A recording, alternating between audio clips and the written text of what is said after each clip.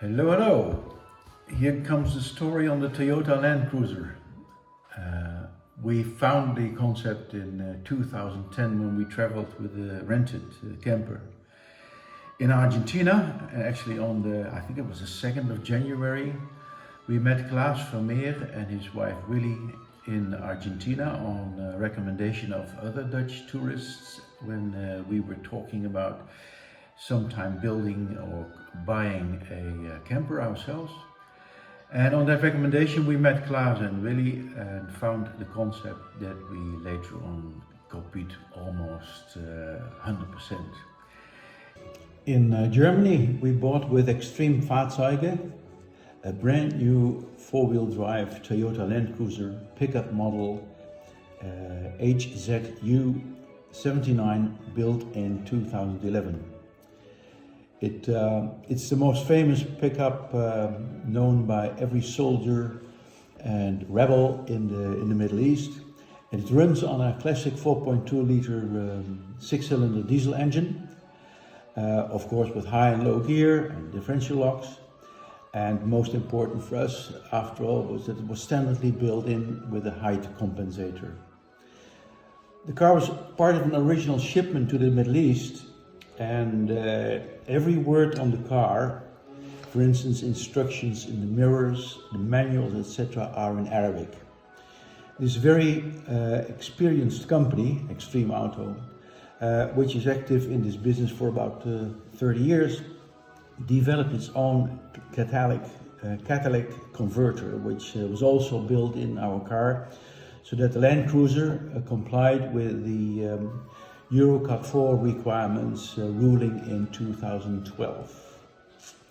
The outer dimensions are simple, 295 high in the end, 200 centimeters wide and 6 meters long, just fine to fit in an open top container when necessary. Still a pickup version, our Toyota was then transported to Tour Factory in Alstbrüggen, Germany. Another experienced partner, our friend Helmut Ginster, the owner of Tour Factory, believes fanatically in lightweight and stability. So he changed and added the necessary critical points, such as the stronger leaf springs, heavier shock absorbers, wheel spacers, aluminum rims, larger size mud terrain tires, a second very important 100-liter fuel tank. Altogether we have 190 liters diesel, good for about 1,000 kilometers. Support for 2 extra domestic batteries in the engine compartment, a 40-liter water front bumper and a foldable electrical staircase. Carrero chairs in the cockpit, but most important of all is the support frame which keeps the cabin independent from the main chassis. As you can see on the picture, it is mounted with on the 8 points on the chassis with a triple set of rubber rings.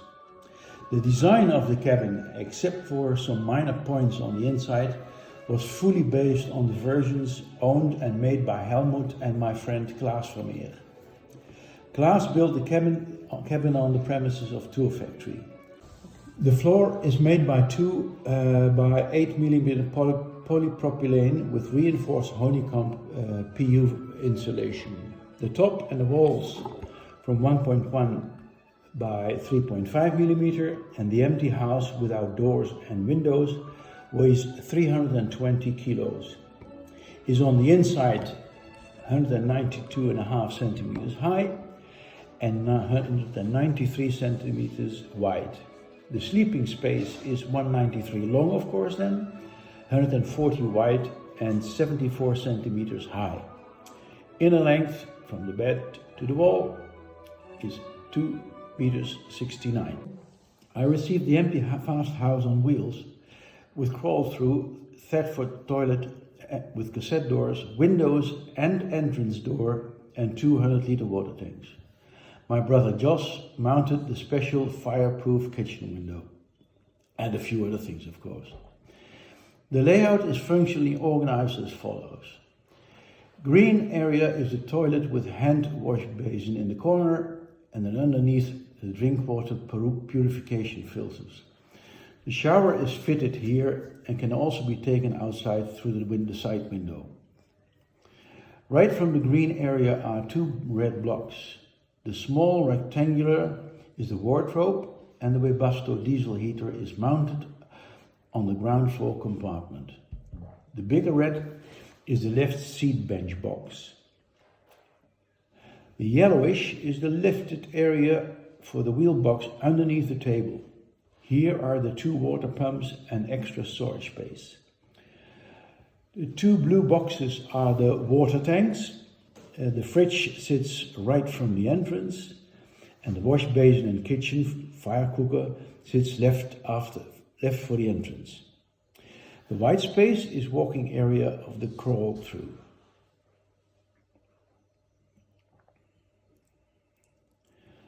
The interior structure is made from 10mm popular wood multiplex. For the drawers and the cupboard doors, 8mm is used. Everything is glued with Sikaflex. Nothing is screwed. To give the small house on wheels a larger look, I painted most of the surface in white and the doors and drawers fronts in lemon green. Except electricity and water, I made the complete interior with a lot of pleasure and my own hands as a sort of therapy after my professional career and being pensioned. On the next picture you see where the left water tank is located. In the very left corner below you see the round hole. That is the place where the Webasto diesel heater outlet will give warm air. The crawl through is more than large enough for Sigrid to walk through when she bends herself a little. Hence it's used all the time, even when on the road. It is also easy to leave valuable things in the cabin and then close the door when we go shopping or sightseeing. The small bench behind the table is used to step onto and to get in and out of the bed. In a later stage, I mounted a folding roof window with 2 directions airstream ventilator above the sleeping area to beat the hot nights actually. A Frolex's underlayer keeps the mattress ventilated and in condition and makes sure that you sleep like a log. The kitchen on the left shares the back with the toilet shower cabin on the right. The up-down sliding window just above the 3-pit gas fire cooker is made of safety glass. The wash base has 2 taps, one with unfiltered water and the second one filtered by a pre-filter and Seagull ceramic filter till fully potable. Both systems operate on Sureflow pumps. A Truma gas boiler makes the hot water for the kitchen and the shower. A 13-kilo propane gas tank sits underneath the wash basin and can be easily moved from the outside. On the right side, there is a good plateau to work on. Underneath, you will find a 75-liter vitro fridge with freezer compartment. It operates on a 12-volt separately mounted compressor, and in hindsight, we would have considered a box version with 2 lids as a good alternative. The Votronic 220-volt 12-volt converter rectifier is built in on the floor just from the kitchen. Above the kitchen is a folding window large enough to creep through to get on the roof. The right seat sits on one of the water tanks and still has space for storage. There you also find the water management so that you can switch supply between the 2 tanks. The left seat, space enough for 2, holds the Truma boiler and is the main storage space. The table can be moved left, right and lowered and fits exactly between the 2 seats to make a 3rd bed to sleep on. The wiring, cabling and everything related to electricity is a special job, and I was happy to have Klaas around to help me out on this very important function. It includes 12, 110 and 230 volt conversions, solar and all domestic functions. Our daily comfort depends completely on a well-built and safe electro system. The lighting is of course only LED based. The same is more or less applicable for the water household. For the tubing and connections, the John Guest system is used and still functions flawlessly after almost 10 years in operation. The extra water in the front bumper is often very useful, especially when it heats itself by the sunlight. Sand plates, a second spare tire and a sunscreen awning in the orange tube are the important extra mounted on the back. The empty weight without fuel and water is 3,200 kilos. Add 200 liter diesel, 240 liter water, plus personal belongings, some food, and if available, a Belgian beer. It all adds up to about 3,800 kilos.